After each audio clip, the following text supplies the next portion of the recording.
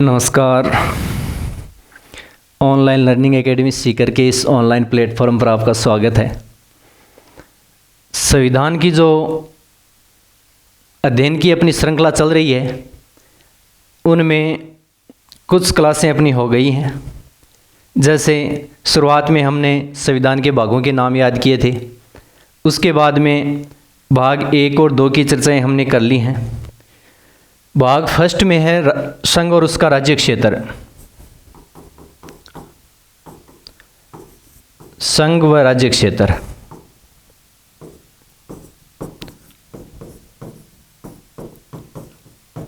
इसमें हमने देश का नाम और उसके बाद में उनके जो राज्य हैं उनके बारे में हमने चर्चा कर ली। उसके बाद में भाग 2 में हमने चर्चा करी है नागरिकता की। ये बातें भी अपनी पूरी हो चुकी हैं। आर्टिकल इसमें 1 से लेकर 4 तक, इसमें 5 से लेकर 11 तक, ये 2 भागों की अपनी बात हो गई है। पीछे की क्लास आप देख सकते हैं YouTube के ऊपर। अब अगली बात हो रही है अपनी भाग 3 की। हम भाग 3 शुरू कर रहे हैं आज। भाग 3 में है मूल अधिकार। मूल अधिकारों की बात हो रही है। और उसके बाद में अगला भाग है 4। थोड़ी दोनों के साथ में ही बात कर लें, कुछ चीज़ें इनमें कॉमन है, इस वजह से ये बातें एक साथ में थोड़ी कर रहे हैं। बाद में मूल अधिकारों का पूरा एक एक आर्टिकल वाइज विश्लेषण किया जाएगा। इसमें है राज्य की नीति के निर्देशक तत्व है।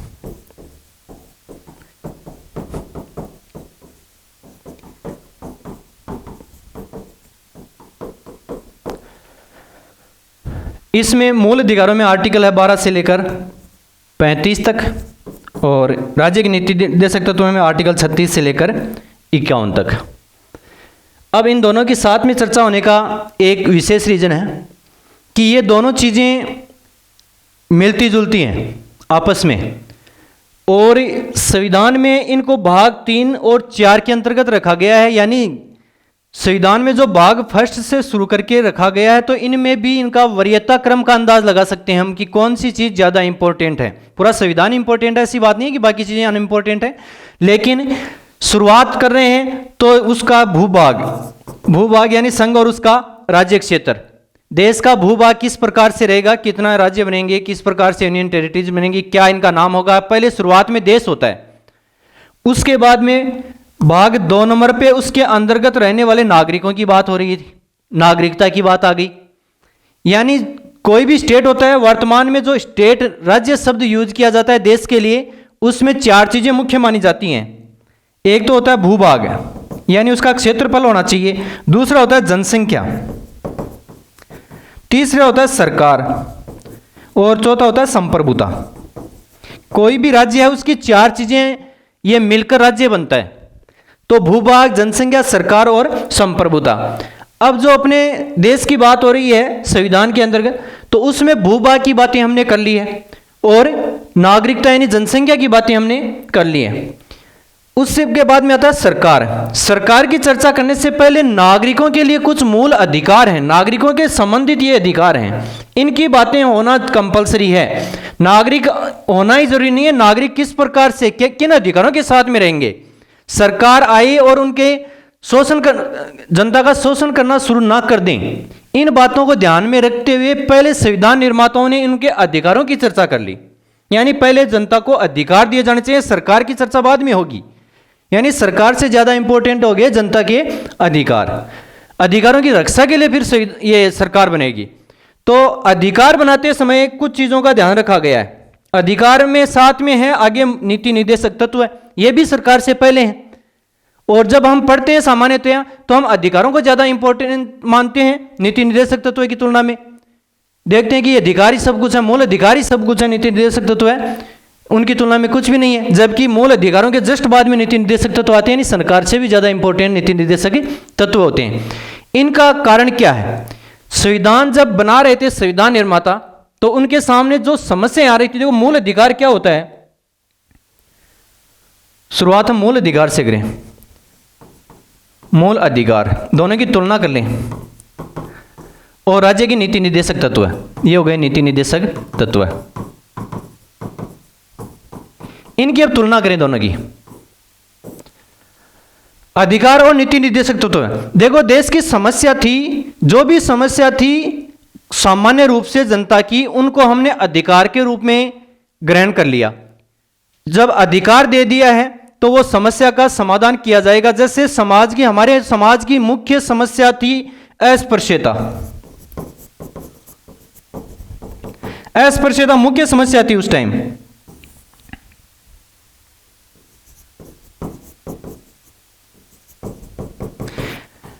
अब यानी ऊंच नीच की भावना थी, किसी को छूने से उस व्यक्ति की गरिमा कम हो जाएगी। यानी दोनों ही आदमी हैं वो, लेकिन एक व्यक्ति ए है, वो यदि बी को छू लेगा तो ऐसे माना जाता है कि बी हो गया वो अछूत हो गया, यानी गंदा हो गया।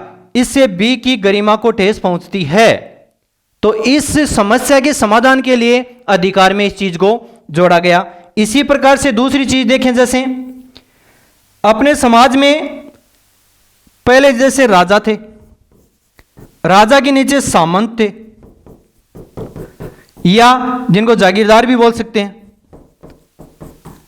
जागीरदार के नीचे बाद में किसान थे, किसानों के साथ में कृषक मजदूर थे, जिनके पास में खुद की कृषक मजदूर थे।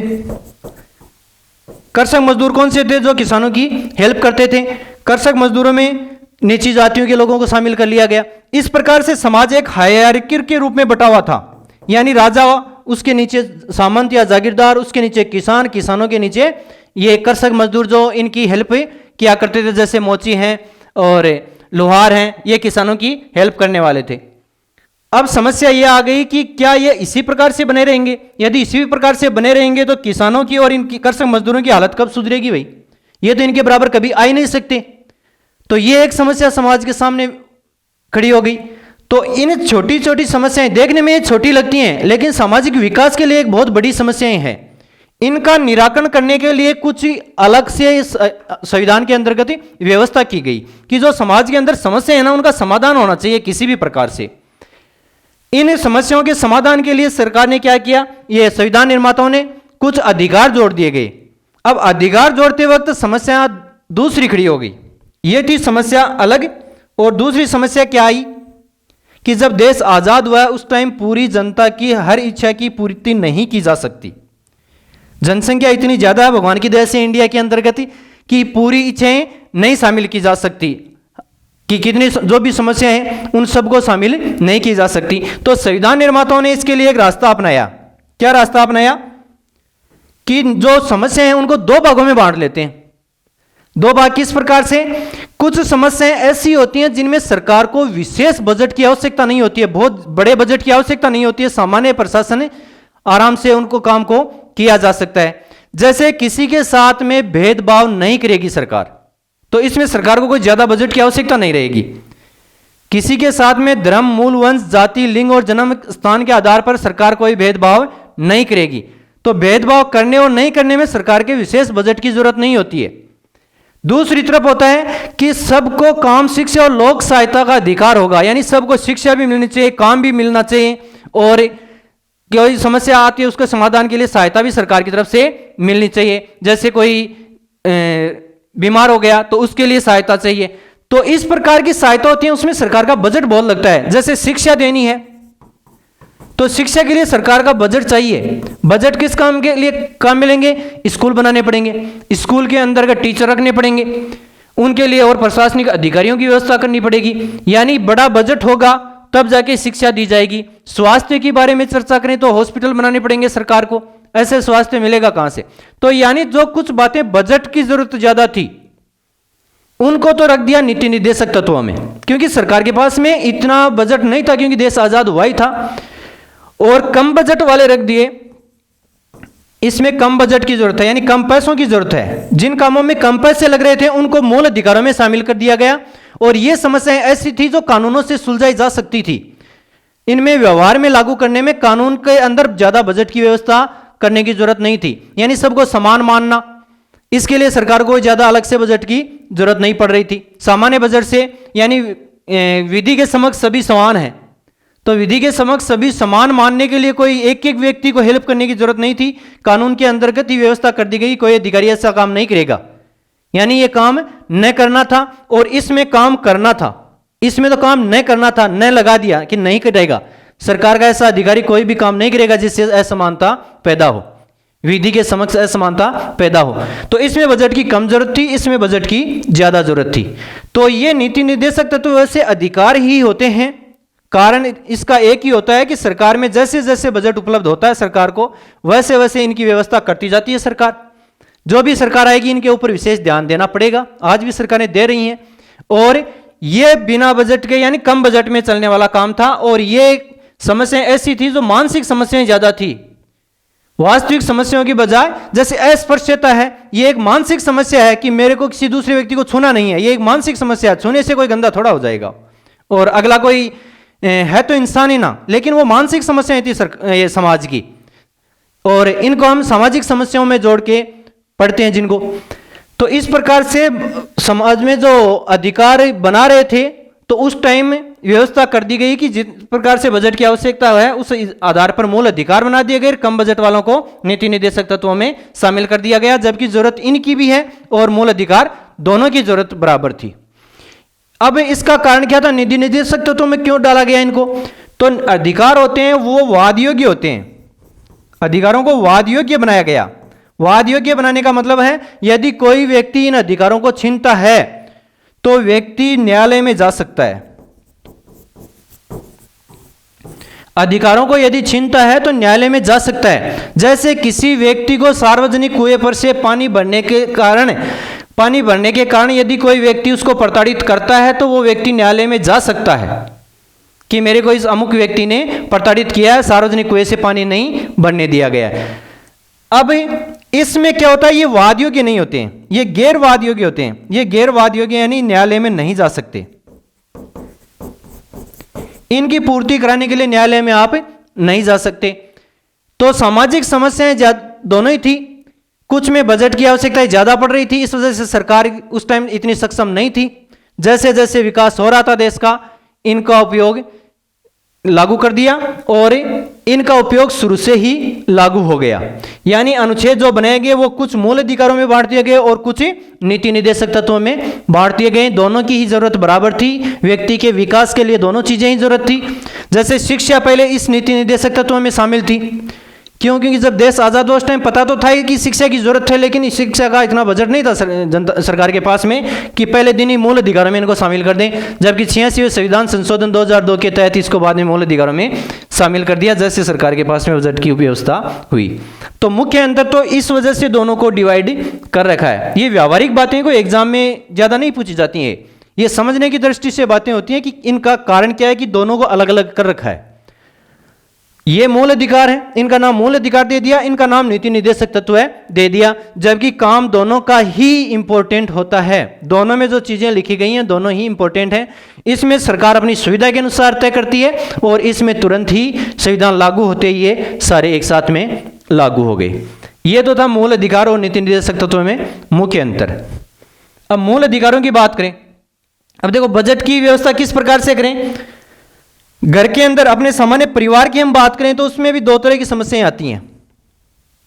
कौन कौन सी समस्याएं आती हैं? एक तो कम बजट की और एक ज्यादा बजट की समस्या। जैसे आप यदि अपने पिता से शिकायत करते हो कि मेरे को बड़े भैया ने पीटा है,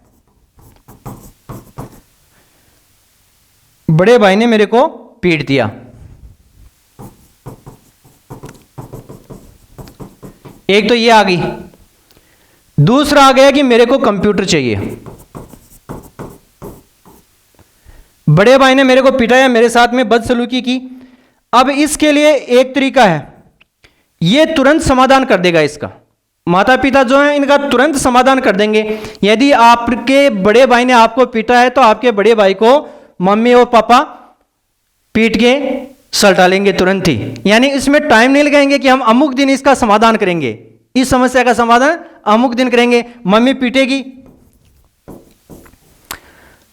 बड़े भाई को और या फिर पापा पीट लेंगे और छोटा भाई राजी हो जाएगा। यानी छोटी सी समस्या थी तुरंत समाधान कर दिया। इसमें किसी बजट की जरूरत नहीं पड़ी, एक लट की जरूरत पड़ी, वो उपलब्ध हो जाता है। दूसरा है कंप्यूटर लाके देना है। अब समस्या तो दोनों ही है, लेकिन इसके समाधान करने में थोड़ा टाइम लगेगा, कंप्यूटर लाने में टाइम लगेगा, क्योंकि कंप्यूटर के रुपए 30,000 देने पड़ते हैं। 20,000 मान लो, हो सकता है लैपटॉप मांग रहा हो, तो ऐसी स्थिति में उसको उनके पास, मम्मी पापा के पास में जब 30,000 रुपए उपलब्ध होंगे तब इस बच्चे के पास में कंप्यूटर आएगा। यानी समस्या दोनों ही है, इसको कंप्यूटर की आवश्यकता है, पढ़ने में कंप्यूटर नहीं है। दूसरा है भाई पीट रहा है, तो भाई पीटने वाली समस्या का तुरंत समाधान हो गया। क्यों हो गया? कि इसमें बजट की आवश्यकता नहीं है, और इसमें बजट की आवश्यकता है तो यानी मम्मी पापाओं ने समय के अनुसार जब इनके पास में 30,000 रुपए होंगे तब कंप्यूटर लाके दे देंगे। यही सरकार का सिस्टम है। चलो, ये तो हो गई नॉर्मल बातें। मूल अधिकार और नीति निर्देशक तत्वों में मुख्य अंतर यही है कि मूल अधिकार तुरंत प्रभाव से लागू हो गए और नीति निर्देशक तत्व हैं वो तुरंत प्रभाव से लागू नहीं कर पाए। क्योंकि इसका रीजन यही है, क्या है रीजन? कि बजट के अनुसार, सुविधा के अनुसार, राज्य अपनी सुविधा के अनुसार नीति निर्देशक तत्वों को लागू करते रहते हैं। अब बात करते हैं आगे मूल अधिकारों की।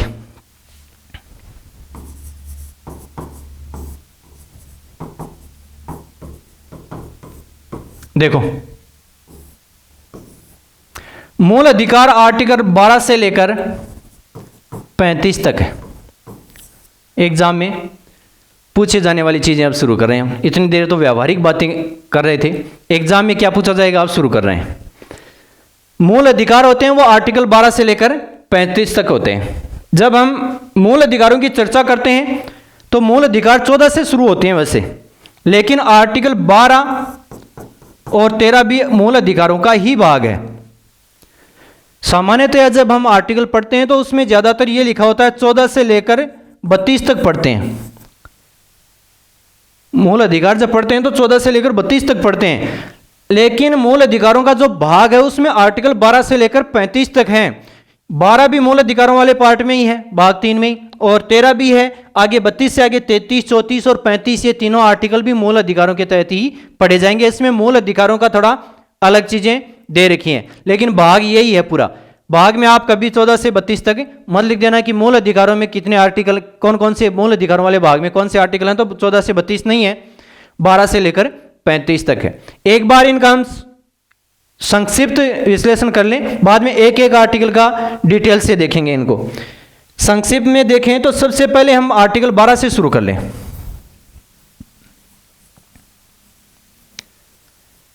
देखो, क्योंकि आर्टिकल जब याद करने होते हैं ना तो उस आर्टिकल की पूरी चीजें एक साथ में याद नहीं की जाती है। संविधान को याद करने का तरीका यही होता है कि पहले इनके भागों के नाम याद हो जाएं। भागों में किस भाग में कितने आर्टिकल हैं, कितने नंबर से लेकर कितने नंबर तक का है, ये याद हो जाएं। ये बातें हमने पिछली क्लास में पढ़ ली हैं, पीछे वीडियो डाले हुए हैं यूट्यूब पर, आप देख सकते हो उन वीडियो को। उसके बाद में दूसरा, भागों के नाम याद होने के बाद में प्रत्येक भाग के अंतर्गत एक एक आर्टिकल में मुख्यतः एक एक कीवर्ड याद कर लेंगे। जैसे आर्टिकल 12 में क्या दे रखा है, 12 पूरा डिटेल से एक साथ में न पढ़ के 12 का नाम एक कीवर्ड याद कर लेंगे, ताकि 12 आते ही अपन को पता चल जाए कि इसमें यह चीज है, और उसकी आगे की डिटेल चीजें ऑटोमेटिक ही दिमाग में सेट हो जाएंगी। तो पहले आपको आर्टिकल 12, 13 इनका एक एक कीवर्ड याद कर लेना है, और उसके बाद में इनका हम एक एक पूरा विश्लेषण करेंगे। तो आर्टिकल 12 में क्या दे रखा है, इसमें दे रखा है राज्य की परिभाषा।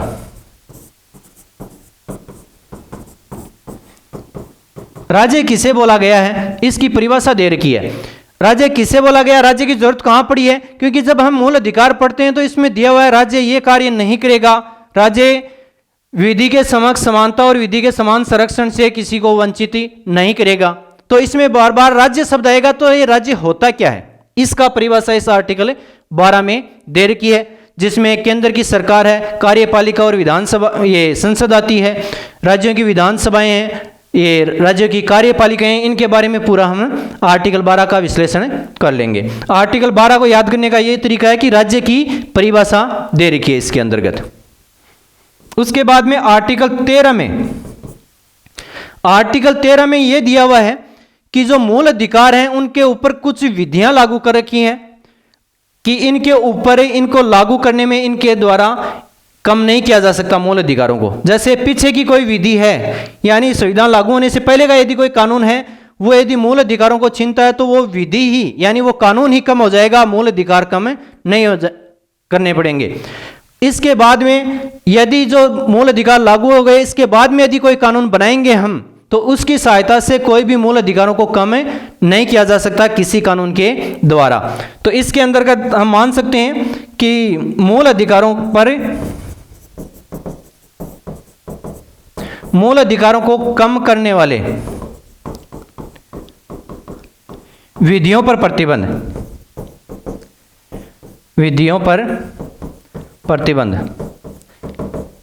इस आर्टिकल 13 में ये चीजें लिखी गई हैं। आर्टिकल 13 में यही बताया गया है कि जो पहले से कानून लगे हुए हैं, उनको यदि मूल अधिकार लगने के बाद में उन कानूनों को वह उतना भाग कम हो जाएगा जितना मूल अधिकारों का विरोध करते हैं, और नए कानून बनाएंगे उसमें मूल अधिकारों का कम नहीं किया जा सकता संविधान संशोधन को छोड़कर। ये बातें आर्टिकल 13 के अंतर्गत लिखी गई हैं। आर्टिकल 13 में लिखी गई हैं कि विधि कौन कौन सी होती हैं। जैसे कोई अध्यादेश जारी किया गया है, कोई अधिनियम बनाया गया है, अध्यादेश अधिनियम, कोई प्रथा चल रही है, कोई नियम बनाया गया है, कोई कानून बनाया गया है, इस प्रकार के नामों को हम विधि भी बोलते हैं। ये भी इसके अंतर्गत बताया हुआ है आर्टिकल 13 के अंतर्गत। अब शुरू होते हैं मैन ये आर्टिकल 12 और 13। आर्टिकल 12 का क्वेश्चन बहुत बार पूछा गया है, क्योंकि ज्यादातर पूछ लेते हैं आर्टिकल, ये पूरे याद हो जाते हैं, मूल अधिकारों के 14 से याद कर लेते हैं, 12 और 13 को छोड़ देते हैं। 12 और 13 भी आपको याद करने हैं। उसके बाद में अगले आर्टिकल शुरू करते हैं मूल अधिकारों के। आर्टिकल 14 से, आर्टिकल 14 में लिखा गया है कि राज्य किसी भी व्यक्ति को विधि के समक्ष समानता, कानून के समक्ष समानता, विधि के समक्ष समानता,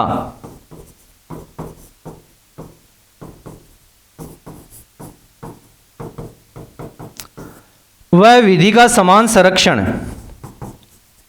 विधि के समक्ष समानता, विधियों का समान संरक्षण, इनसे वंचित नहीं करेगा। यानी आर्टिकल 14 में वैसे समानता की बातें हो रही हैं, समानता के अधिकार हैं ये।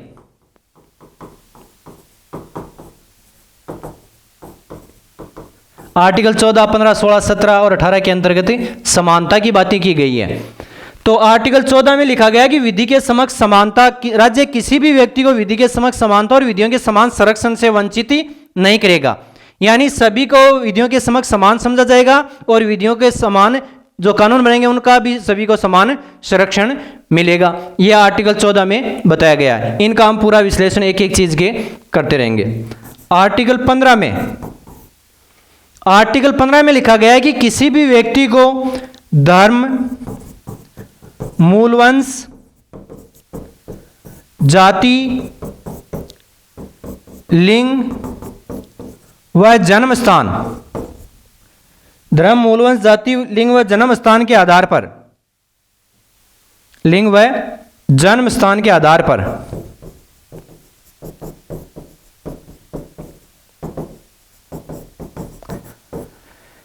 कोई भेदभाव नहीं करेगा। राज्य है वो इन धर्म के आधार पर, मूलवंश, जाति, लिंग, जन्म स्थान आदि केवल इन्हीं के आधार पर कोई भेदभाव नहीं करेगा। इनके अलावा तो कोई भेदभाव किया जा सकता है, वो तो अलग बात है, लेकिन इनके आधार पर कोई भेदभाव नहीं करेगा। राज्य है वो धर्म, मूलवंश, जाति, लिंग और जन्म स्थान के आधार पर किसी व्यक्ति के साथ में कोई भेदभाव नहीं करेगा। यह है आर्टिकल 15 में। अगला है आर्टिकल 16।